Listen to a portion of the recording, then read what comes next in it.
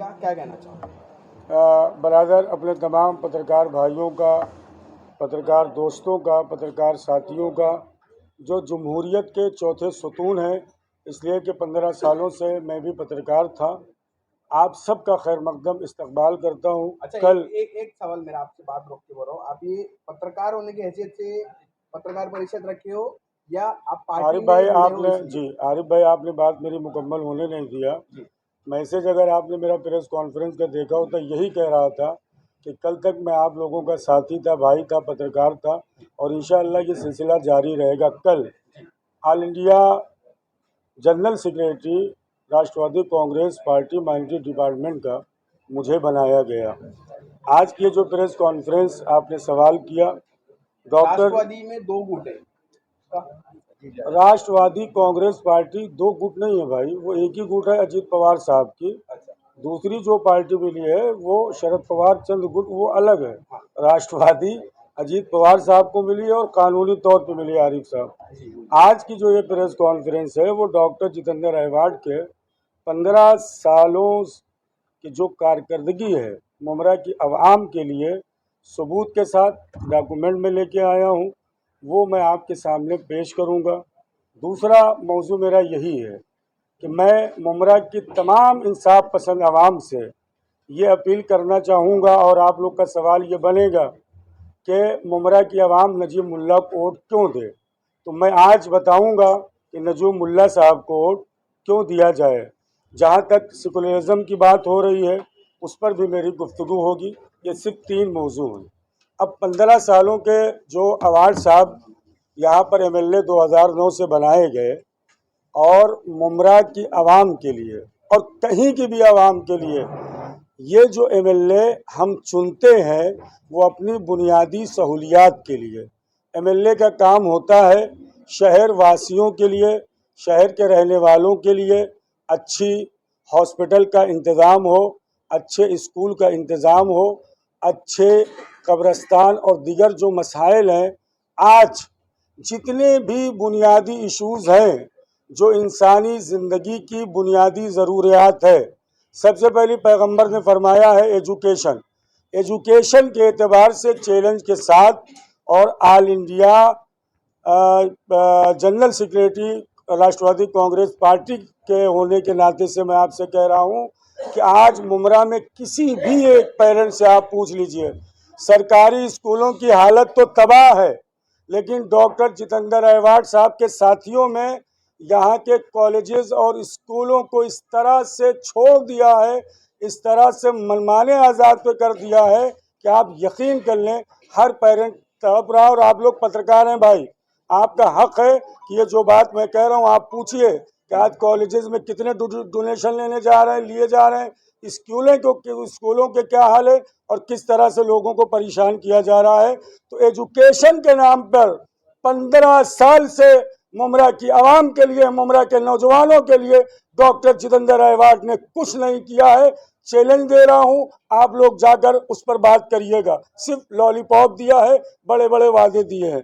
दूसरी सवालात मेरे पूरे हो जाने दीजिए, उसके बाद सवाल करिएगा। मैंने कहा कि मेरे जो पॉइंट्स है वो पूरे हो जाए, मैं सारी बातों का जवाब दूंगा। तीसरी जो इंसानी ज़रूरियत है, आरिफ साहब और तमाम पत्रकार भाई, हमारे साजिद साहब और दिगर बरादर जो हैं, वो हॉस्पिटल की है।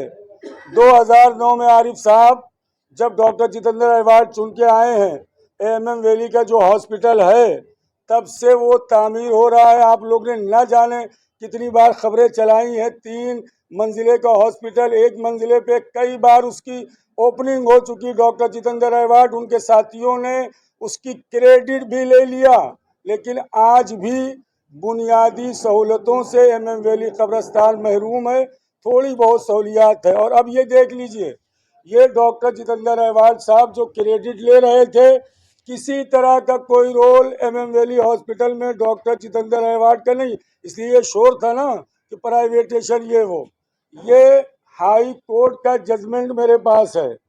अभी आप हजरात इसको एक एक पेज ले लीजिए।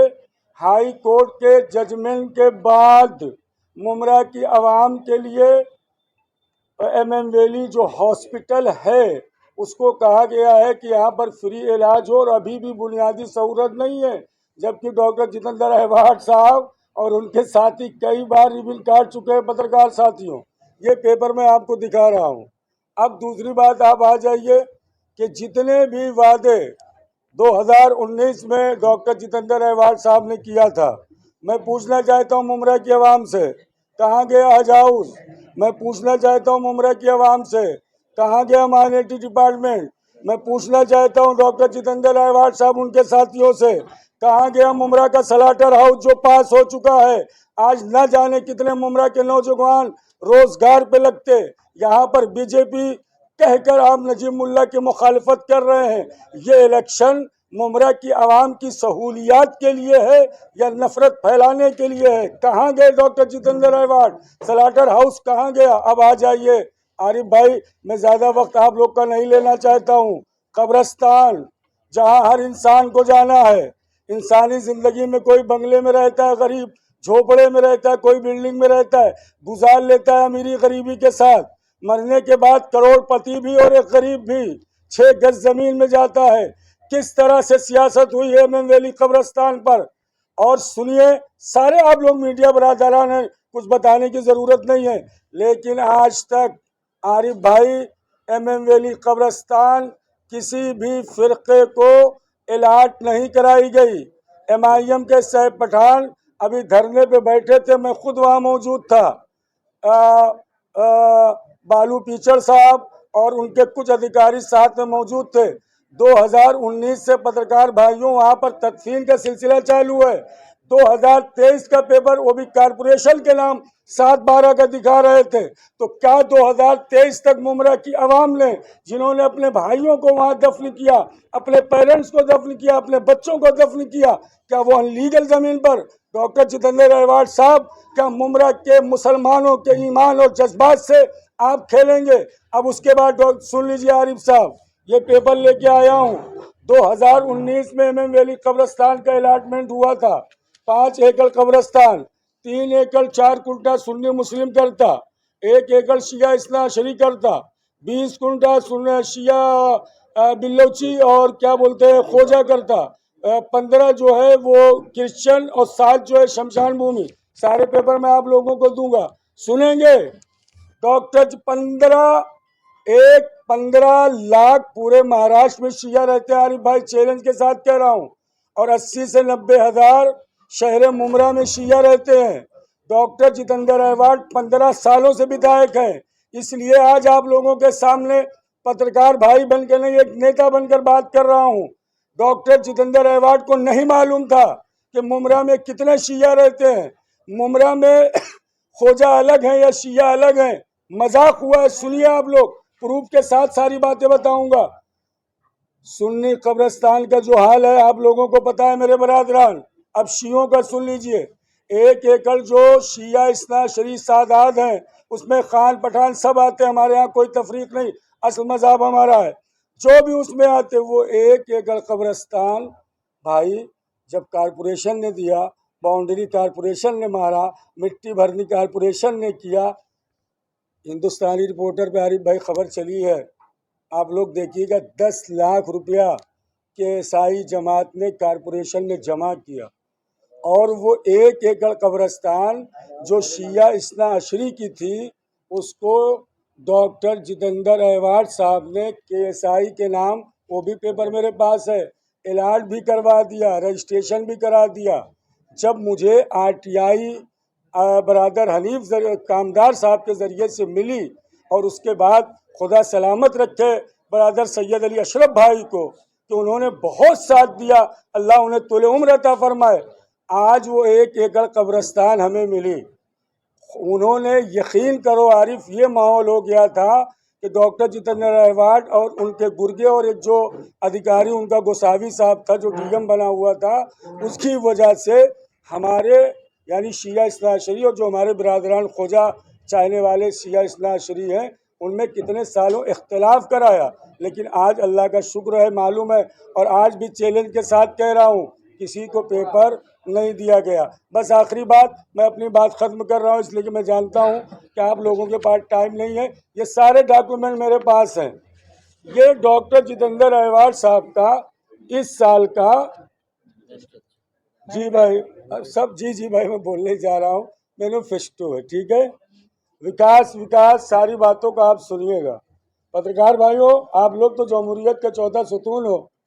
घास वाला कंपाउंड में ये गार्डन तोड़ के वहाँ पर एक गार्डन बनाया गया था ना भाई।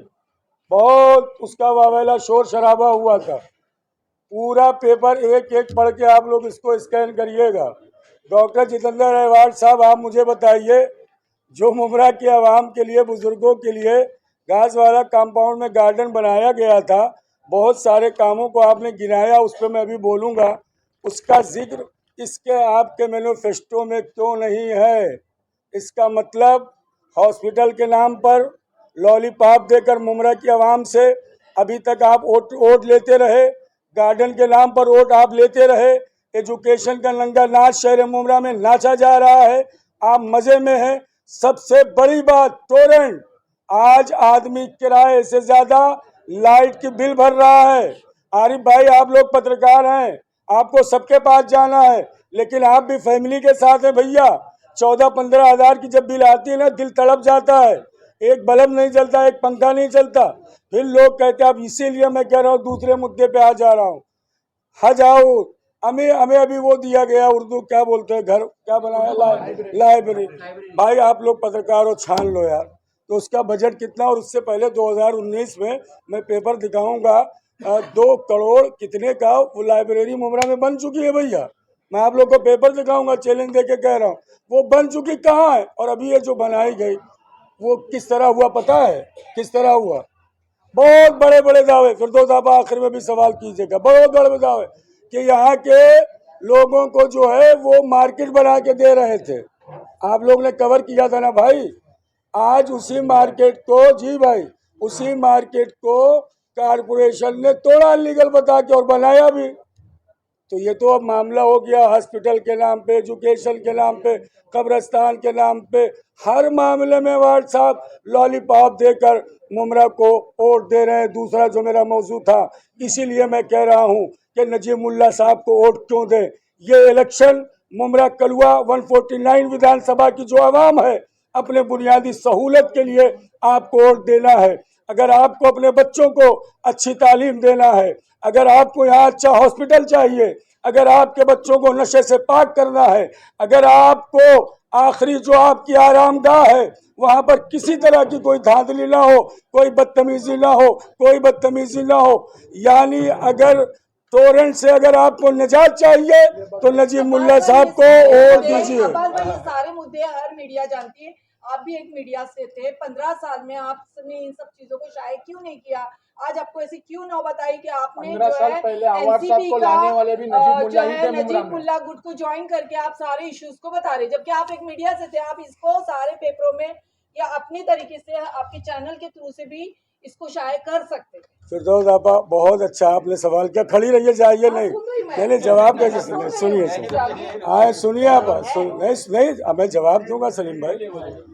अभी इस इलेक्शन से शुरू होने से पहले SNN चैनल पर मुमरा के इंसानों के दिलों में बसने वाले बरादर सैयद अली अशरफ भाई, जिनसे मेरे इतने अच्छे ताल्लुकात हैं कि जब आप केबिन में जाते हैं, जो दूसरी कुर्सी है उन्होंने 4 साल पहले उन्होंने मेरे हवाले की। आप सुनिए, उनका एक इंटरव्यू मैंने किया है।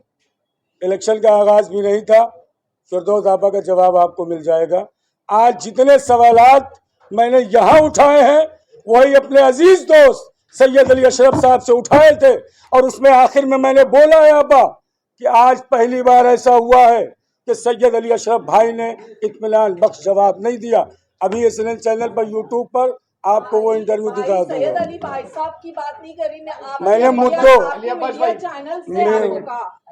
मीडिया चैनल से कि आप एक मीडिया एकदम शॉर्ट में पार्टी ज्वाइन करके। अच्छा, ये सवाल, उसका भी जवाब जी वो भी दे दे आपा। ये मैं शुरू में आप आए नहीं, देखिए ये आपने सवाल किया कि मैं समझ रहा था कि मुद्दों को, तो मैं जब तक पत्रकार था मुद्दों को मैंने उठाया है। सुन नहीं हूँ, अब शुरू में आप नहीं आई है ना, वो मैं बता एक सवाल कर रहा हूँ मेरा। 2009 में जितेंद्र अवार्ड को नजीब मुल्ला ने यहाँ पे लाया था, पहली बार विधायकी जिताया था। उसके बाद से अभी तक चौथी बार का टर्म चालू होने वाला है। तो नजीब भाई का भी उतना ही हाथ है जितना जितेंद्र अवार्ड का था 15 साल में। तो अभी नजीब मुल्ला ही क्यों आपको लग रहे? सैफ पठान भी है, दूसरे और भी 7 कैंडिडेट हैं, तो उनके पास क्यों नहीं? आप बहुत अच्छा सवाल आपने उनका क्यों दामन थामा? वही बोल रही हूँ। और और चौथा स्तंभ पे आप मीडिया एक के मिनट थ्रू से भी ये सारी एक मिनट ना, मेरा कंप्लीट। हर सभा में, हर चौक पे नजीब मुल्ला का यही कहना था कि 2009 में मैंने राजन किन्नी के साथ में गलत किया था, मैं कान पकड़ता हूँ और इनको लेकर आया था। तो वापस से बड़ी गलती करने नहीं जा रहे, ऐसा नहीं लग रहा? फिरदौस आपा लाइव चल रहा है। जी, एक नहीं दे रहा हूँ, एक सेकंड मैं उसी से जोड़ रहा हूँ। सलीम भाई आपके जवाब का जवाब। फिरदौस आपा, मैंने शुरू में जवाब दिया कि मैं जमहूरियत पत्रकार का चौथा आप लोगों को साथी था, आप बाद में तशरीफ लाई। हमारी कम्युनिटी 15 लाख शहर महाराष्ट्र में रहती है और 1 लाख शिया शहर मुमरा में रहते हैं। मैं एक ऐसे सामाजिक कार्यकर्ता, आप लोग को मालूम है, शियत के लिए आवाज़ उठा रहा था। लेकिन नजीब मुल्ला साहब से जब परसों मेरी बात हुई, मैंने 2 मुतालबात जो अज़ादारी इमाम हुसैन हमारी जान है, उस पर मेरी उनसे इत्मीनान बख्श गुफ्तगू हुई। और जीतने के बाद साजिद भाई मित्तल ग्राउंड में उन्होंने वादा किया है एक शिया कौम को क्या बोलते वो शिया कौम को भाई वो कम्युनिटी सेंटर जो है वो बना। आप आ जाइए साजिद भाई, आप जी। सलीम भाई, आदिल भाई जवाब। सलीम भाई आपके जवाब पे कि 2009 में नजीब मुल्ला साहब ने ही डॉक्टर जितेंद्र अवार्ड साहब को लाया है और ये नजीब मुल्ला साहब बार बार कह रहे हैं। बरादर, दुनिया का निज़ाम है बदलना, दुनिया भी बदलती है।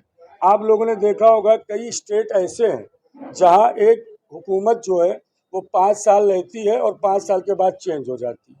मैंने वही बातें की कि 15 साल से सेकुलर के नाम पर अगर डॉक्टर जितेंद्र अवार्ड साहब सेकुलर हैं तो क्या नजीब मुल्ला साहब कम्युनल हैं? क्या नजीब मुल्ला साहब ने कोई ऐसी बात कही है? बार बार कह रहे हैं।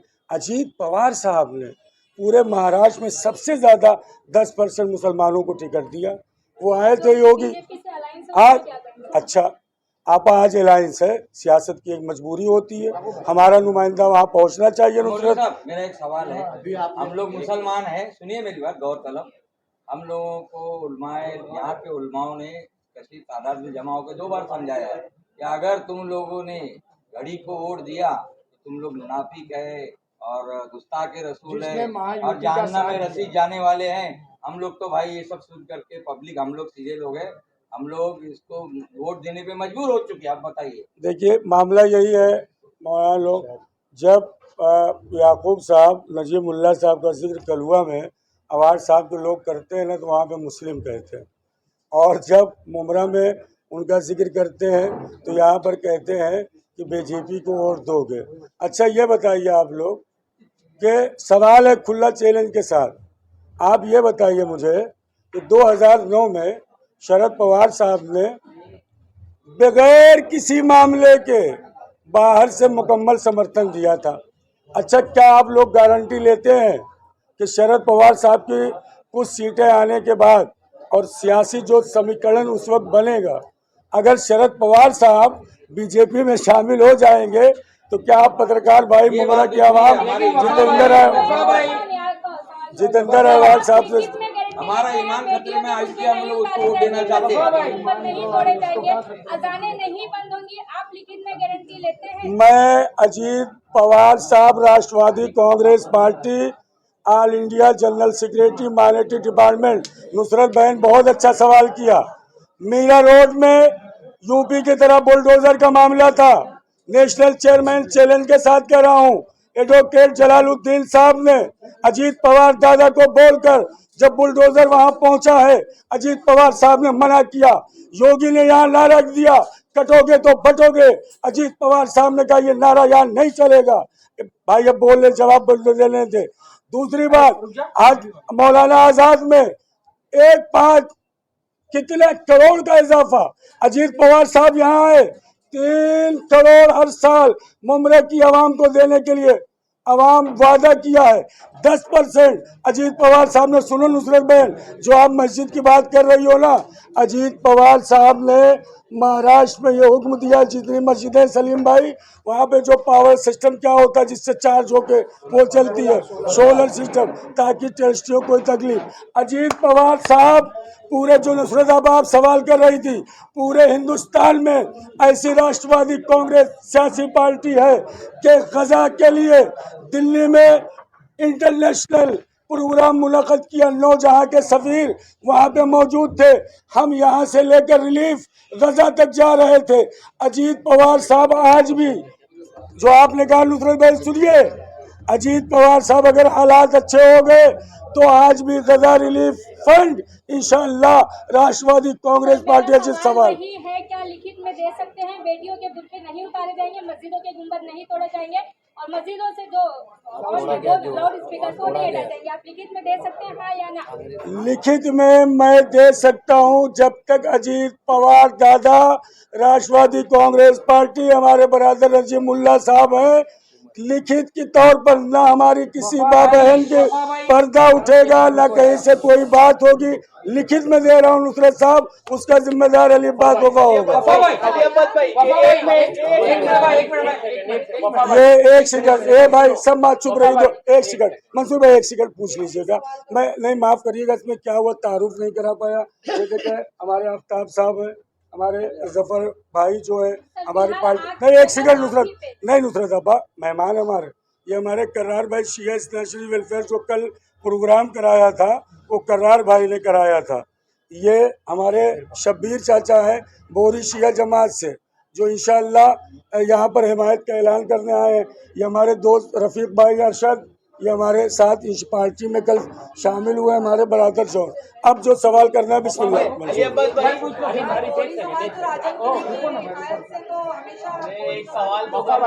अरे एक सवाल तो एक ही करके पूछो ना यार। आप महायुति को मुमरा की जनता ने लोकसभा में पूरी तरह से नकार दिया था, तो अब आप क्यों चाहते हो कि यही की महायुति को, पूरे मौलाना ने ऐलान किया था कि महायुति को कोई सपोर्ट न करे, अब महायुति के साथ ही नजीब मुल्ला है, तो आप किस बेस पे बोलते हैं कि महायुति को यहाँ के मुसलमानों ने सपोर्ट करना चाहिए? भेदभाव क्यों है आमदार की इलेक्शन में और लोकसभा की इलेक्शन? मंसूर भाई, आप बहुत बड़े जर्नलिस्ट हैं माशाल्लाह, पेपर भी निकालते हैं। जो असेंबली का इलेक्शन होता है वो मामला हिंदुस्तान की सियासत का होता है। मैं शुरू से बार बार ये बात कह रहा हूँ, ये जो इलेक्शन है MLA का, ये मुमरा की बुनियादी आवाम की सहूलतों के लिए है। सबसे मैं आ रहा हूँ उस पर आ रहा हूँ। सबसे पहला ये बुनियादी फ़र्क है। दूसरा, आपने सवाल किया वहाँ पर महायुति का, जो मामला चल रहे थे, मैं यहाँ पर खुला बोल रहा हूँ। नवाब मलिक साहब को वोट दिया, नवाब मलिक साहब को टिकट दिया, बीजेपी खुला मुखालफत कर रही है। सना मलिक साहब के खिलाफ बीजेपी खुलकर अजीत पवार साहब मुसलमानों के साथ हैं। सियासी में तो सब बार बार कह रहा हूँ कि अगर शरद पवार साहब बीजेपी शामिल कर लेते, आप लोग जैसे अभी बहन हमसे कह रहे थे लिखित दे दें, नुसरत मैडम आप लोग लिखित दे दीजिए कि अगर शरद पवार साहब ने बीजेपी, अगर वैसा तो आप लिखित मांग रही थी, आपने लिखित सवाल किया बहन, मैंने जवाब दिया बहन जवाब दिया, तो मैं सवाल कर रहा हूँ। अरे बहन, मैं आपसे सवाल तो कर सकता हूँ। अरे एक मिनट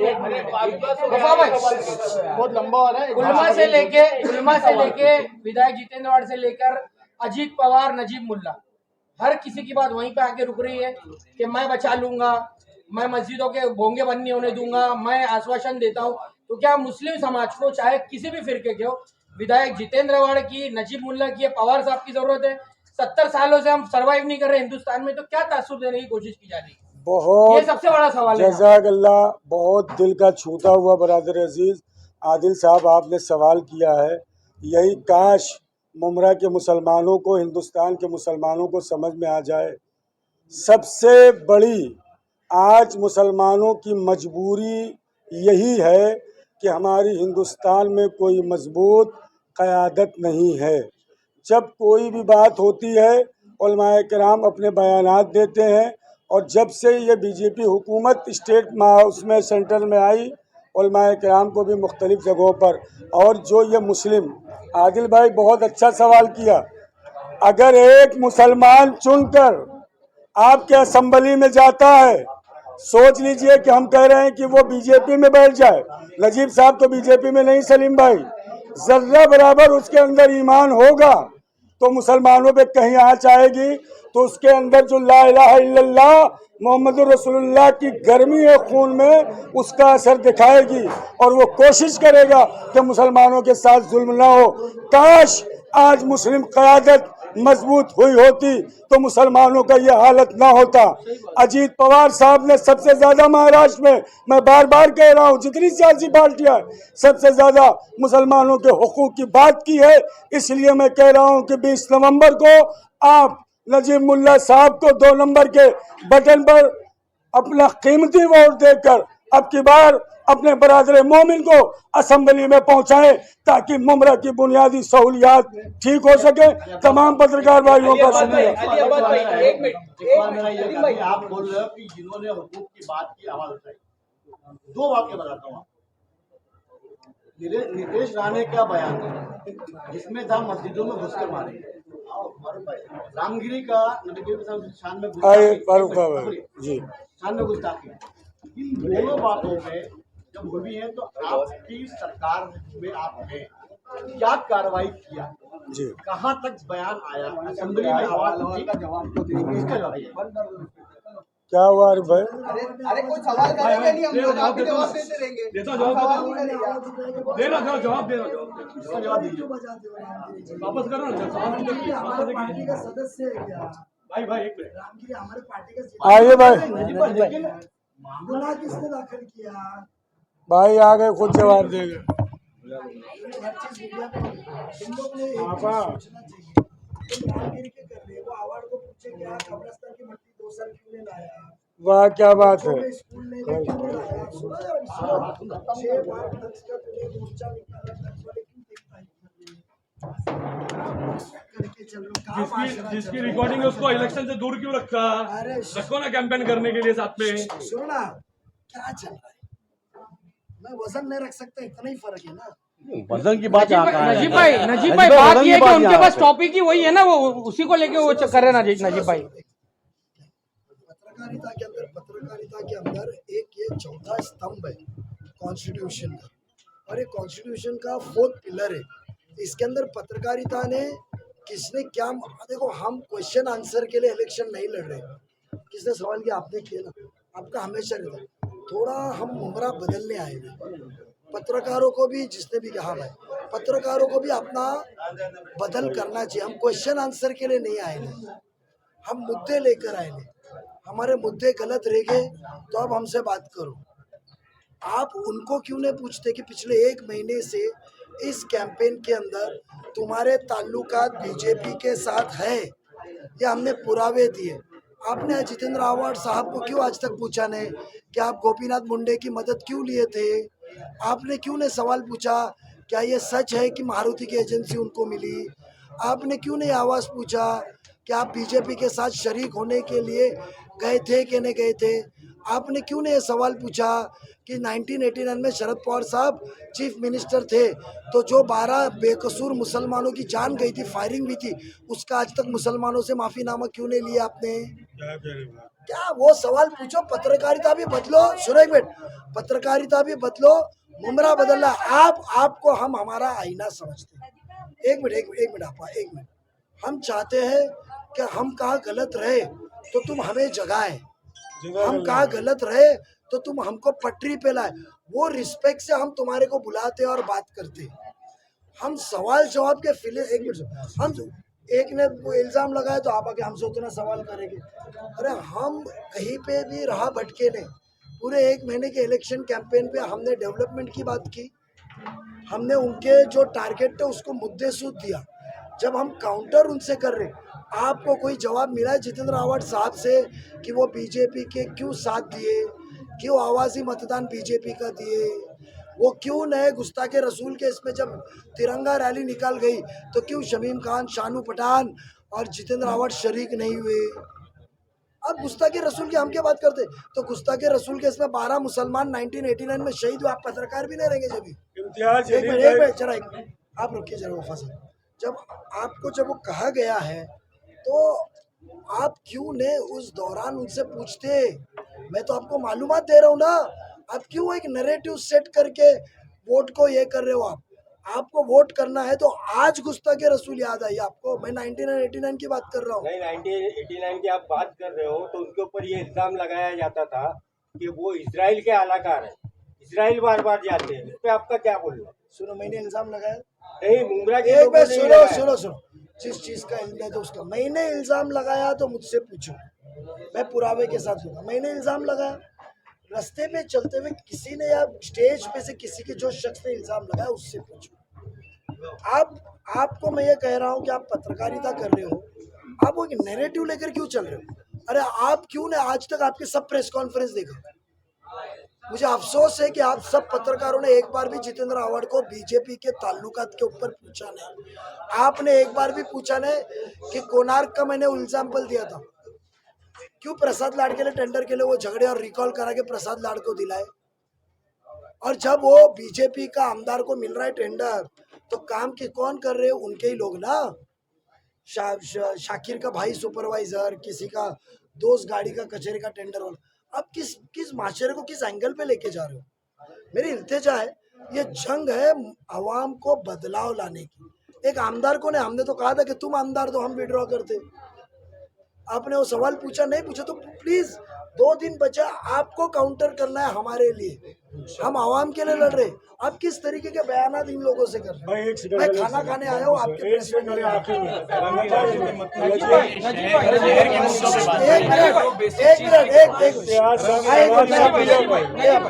एक मिनट, आप शिया समुदाय से ताल्लुक रखते हैं?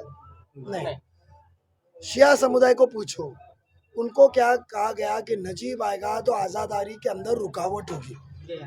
सुनो, कहा गया तो आप क्यों ने सुन्नी शिया को लड़ाया जा रहा है ये जितेंद्र आव्हाड से, ये इजरायली सोच है, आप क्यों ने सवाल करते हैं?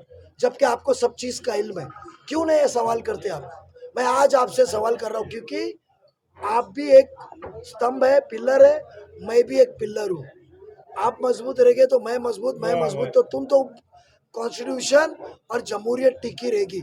हमारे पे भी फर्ज बनता है आपके ऊपर पूछने का कि आपने क्यों नहीं सवाल किया आज तक, कि आप इस माहौल के अंदर जो आज इतना जुलूस निकलता है, कोई यानी आप लोगों के अंदर फितूर भर के फसाद लगाने के लिए आए ले 4 वोटों के लिए, क्यों नहीं आपने आज तक उनको पूछा? क्या बातें कर रहे हैं आप रामगिरी की? एक मिनट, रामगिरी महाराज सुनो मेरी बात, रामगिरी महाराज के अंदर 10 गवाह है, वो हॉल गवाह है जहाँ से डीसीपी को नजीब मुल्ला ने फोन किया, वो सीपी गवाह है जिसने राबोडी में दाखिल किया, और वो जो वागले की वीडियो थी ना, वो हिकमत का फैसला मुस्लिम क़ियादत का थाने का था। नजीब भाई वो गिरफ्तारी की मांग कर रहे हो, गिरफ्तारी होना चाहिए। एक मिनट सुनो, एक मिनट, आप एक मिनट सुनो। सरकार छोड़ो, सरकार छोड़िए, सरकार में ये भी थे, ये कहाँ थे जब उद्धव ठाकरे ने कहा कि मैंने बाबरी मस्जिद शहीद किया 13 मिनट में? कहाँ थे ये? आप क्या बात कर रहे हो? आप सुनिए मेरी बात, आप एक मिनट, सरकार में हम 1 साल है, सरकार में 1 साल है। अरे हम वो शख्स है जो नीतीश राणे के जबान से एक मस्जिद में घुस के निकला, मुसलमानों का एहतजाज हुआ, अजीत दादा ने करके उनके वालिद को बिठा के माफी मांगने लगाया ना।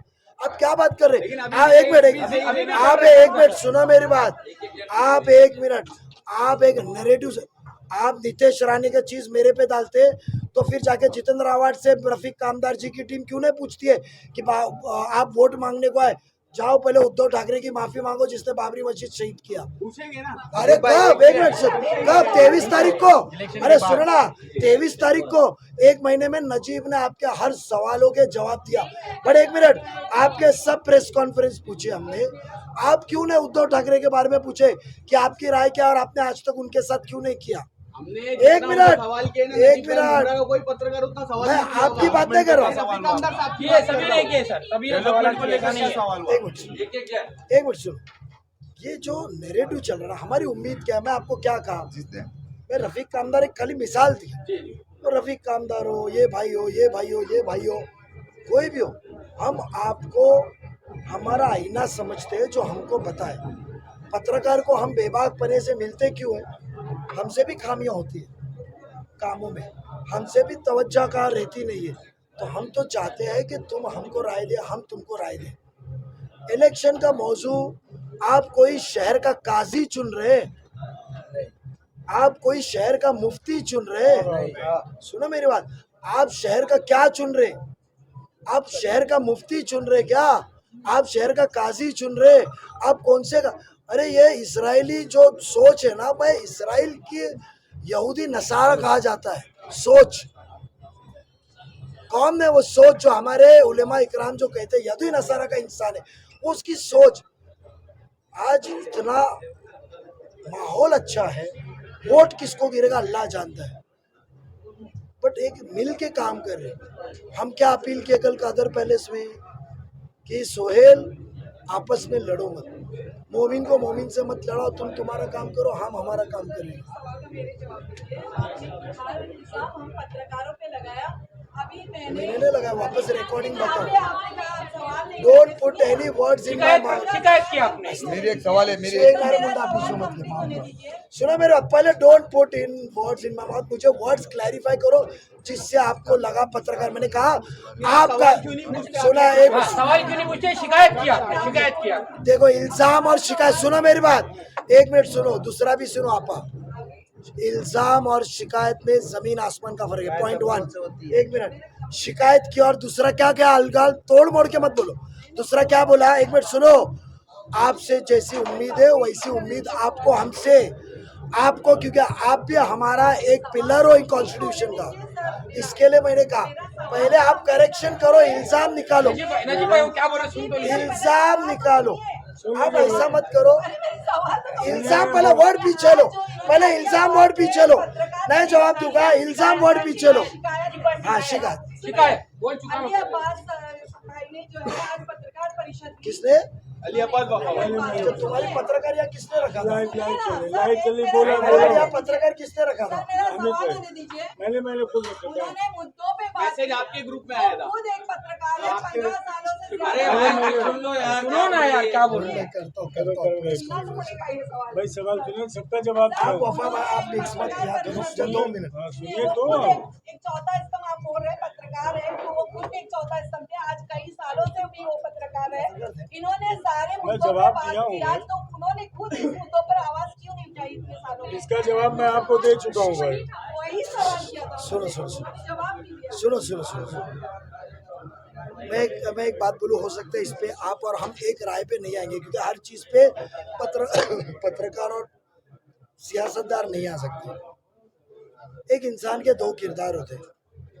राजू शुक्ला जी जब पत्रकारिता के साथ साथ सियासत किए, और जब वो प्रेस कॉन्फ्रेंस लेते थे तो सियासतदार पत्रकारों ने उनको उस प्रेस कॉन्फ्रेंस में एक सियासत ओहदा, एक रिप्रेजेंटेशन के तहत पूछा। आप उनको ये नहीं पूछ सकते, तो थोड़ा सा मेक योरसेल्फ डेवलप। मैं तब्दीली लाने को आया हूँ, मेरे में आप लाएंगे, मैं तुम्हारे में लाऊंगा। वो इंसान जो किरदार में आज बैठा है, एक पॉलिटिशियन, एक पार्टी के होद्देदारान या समाज की तरफ से बैठा है, नॉट एज अ पत्रकार। ऐसे बहुत से पत्रकार है, मैं आपको प्रूफ दूंगा।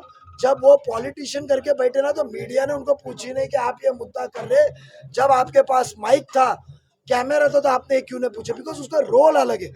आप रोल डिफाइन करना सीखे, मैं भी मेरा रोल डिफाइन करना सीखूंगा। आपको मैं मेरी जिंदगी का, सियासती जिंदगी का एक अहम हिस्सा समझता हूँ, क्योंकि आपका मैं इतना अहम हिस्सा समझता हूँ क्योंकि आप मेरा आईना हो। और मैं कभी भी कोई पत्रकार को नेगेटिव न्यूज़ के लिए फ़ोन नहीं करता हूँ, क्योंकि ना आप हमको राह बताते, हम भी गलत करते, कुछ गलतियाँ होती है, खामियाँ होती है। कोई भी पत्रकार को मैं पूछूंगा यार क्यों, तो बताएंगे ऐसा ऐसा, मैं कबूल करता हूँ कि अगले टाइम पे करेक्शन करेंगे। तो ये इतनी इज्जत से हम पेश आते हैं आपसे। नजीब भाई अभी अच्छा आपकी कंटिन्यू करो। नजीब भाई एक आरोप लग रहा है, एक हफ्ते पहले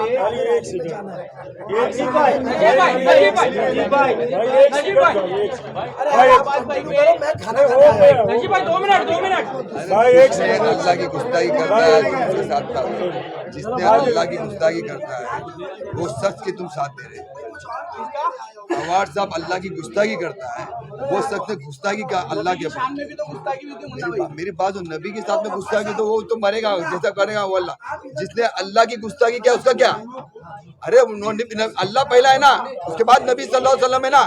पहला उसने अल्लाह की गुस्ताखी किया जितेंद्र आह्वान ने, उसका मैंने मुफ्ती साहब से इजाजत लिया तो मुफ्ती साहब ने बोला जो वक्फ की जगह है वो अल्लाह की जगह है कब्रिस्तान, और उसने कब्रिस्तान को आले तरह अल्लाह अकबर अल्लाह, उसने कितनी बुरी बुरी गाली दिया। 2019 में चिल्ला कर रफीक कामदार साहब हनीफ कामदार, अरे अभी की बात है नहीं यार, अभी की बात है, ये गुस्ताखी की अभी क्या, ये 1 महीने की पहले की बात बोल रहा हूँ। हाँ ये 1 महीने की पहले की बात बोल रहा हूँ। तो उसने गुस्ताखी अल्लाह के किया, तुमने इसका क्या किया?